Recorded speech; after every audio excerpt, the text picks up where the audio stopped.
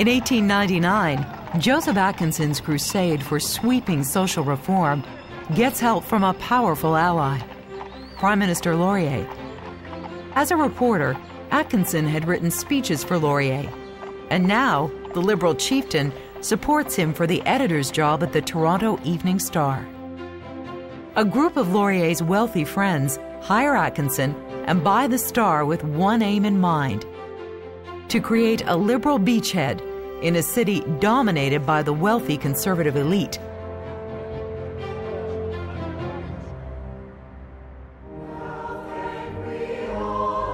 Methodist hymns echo every day from the windows of the original Star building. The 25 printers and boy apprentices who founded the Star like to sing as they set type for the paper. Atkinson inherits a newspaper with only 7,000 circulation. But the ambitious newsroom and the new boss share a common goal: to expose wage slavery and the horrors of the slums. There is something wrong with the whole system of things which gives great wealth to a few in good times and leaves hunger and despair to many.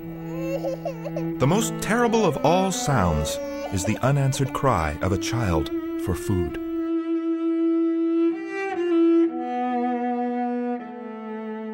In his first bold editorial, Atkinson calls for an end to racial taunting of French Canadians.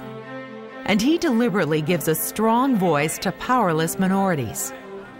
Atkinson also vehemently opposes the deportations of so-called unemployed foreign immigrants. He argued that many of the Canadians on relief were fine people, and he thought the immigrants were fine people too and should be entitled to the same privileges. It's not long before Almina, Atkinson's wife, and a journalistic whirlwind takes over a full page of the Star, using the byline, Madge Merton.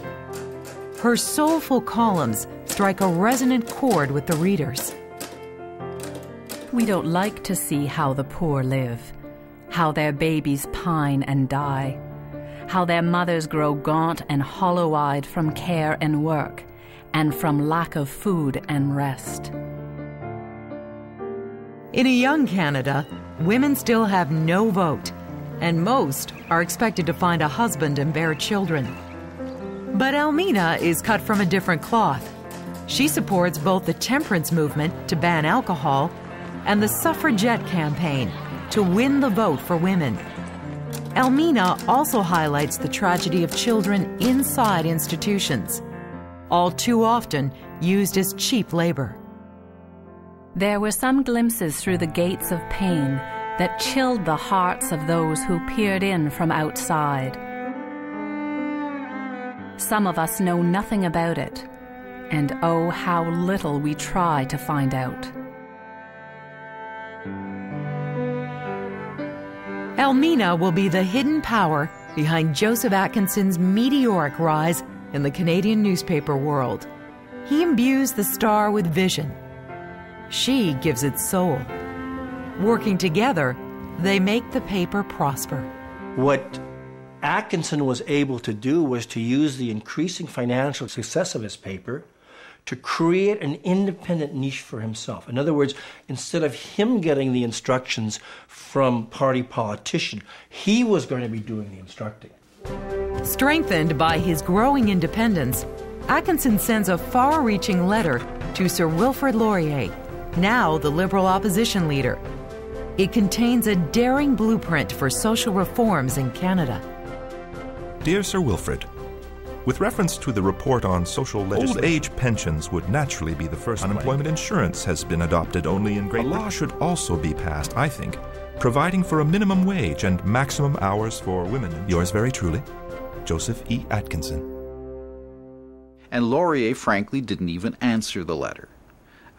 There were other Liberals who sort of had it thrust at them by this powerful figure from Toronto and of course had to respond because he was a powerful man in Toronto in Liberal circles. Undaunted by this lukewarm reaction, the Star publisher steps up his crusade for reform, and he never wavers from his beliefs. Great wealth is not earned. It is amassed, accumulated, collected, gathered, taken. There are many words to describe the process, but earned is not one of them. The newspaper chief has raised his battle standard on behalf of the working class and the poor. But a raging inferno soon plunges him into a much wider conflict.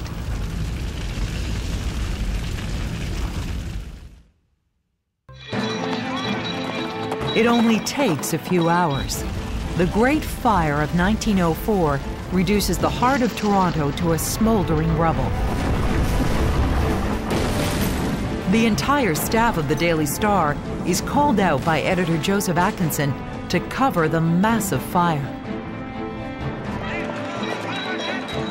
It was a battle of giants, and only men built of the stuff that heroes are made of had any right to stand in the path of the mighty conflagration.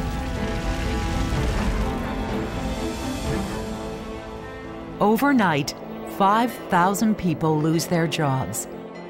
Investigators find the absence of water hydrants left firefighters almost helpless against the blaze. The public scandal propels Atkinson beyond the pages of his newspaper into changing the life of the city. Atkinson accelerates the Star's newfound civic activism by dispatching his reporters into the reeking slums, where even health inspectors seldom enter. Sewage from thousands of crude toilets is mixed with blood and gore from every slaughterhouse in the city. This deadly stew of toxic waste all flows into Lake Ontario, the main source of drinking water for Toronto. Toronto is still essentially uncivilized. It is not supplied with water fit to drink. And for the sheer lack of public thought, the city lets its own babies die in quite unnecessary holocaust. Dr. Helen McMurky, health reformer. By 1910, the Star's campaigning pays off. Toronto's water is at last made safe to drink, thanks to a new filtration and chlorination plant. It reinforces Atkinson's belief that all vital services should be under public control. The 19th century gave away nearly everything on this continent that was worth having. And the 20th century will be kept busy wrestling with millionaires and billionaires to get them back. When the privately owned Toronto Street Railway lurches towards bankruptcy, Atkinson steps up his attack on the railway's high fares and poor service. Public opinion slowly turns in favor of a takeover by the City of Toronto. The railway is reborn as the Toronto Transit Commission and becomes a model for public transportation. But the reforms dearest to Atkinson are all about humanity. He once considered becoming a church minister. Now he and Elmina are strong supporters of the Methodist Church's social gospel movement. It was a social movement developed by the more liberal, progressive members of the Protestant denominations, intended to try and meet the ills of society, and it covered everything from temperance, because at that time alcoholism was rampant and a huge problem, through to widows' pensions, workers' compensation, and all kinds of social programs or supports. In the early 1900s, Joseph Atkinson knows there are only two main powers of persuasion for social reform: the pulpit and the press. He enlists more than a dozen churchmen to write for the Star. Ministers like the influential Reverend Peter Bryce and the firebrand Reverend Salem Bland. The workers of the world are in revolt. They believe the present social order is not just. It is good for the strong, but damnable for the weak. The tide of destitution is rising steadily and threatens to overwhelm us. Atkinson, it would seem to me, had a much larger pulpit than probably any minister in Toronto, because he was able to use his paper to do the kind of reporting to expose the problem and then to begin to develop the solutions to it.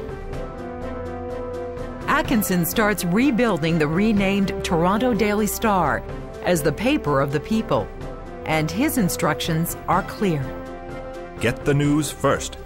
Sew it up so the opposition cannot get it. Leave no crumbs uncollected. Then play it big.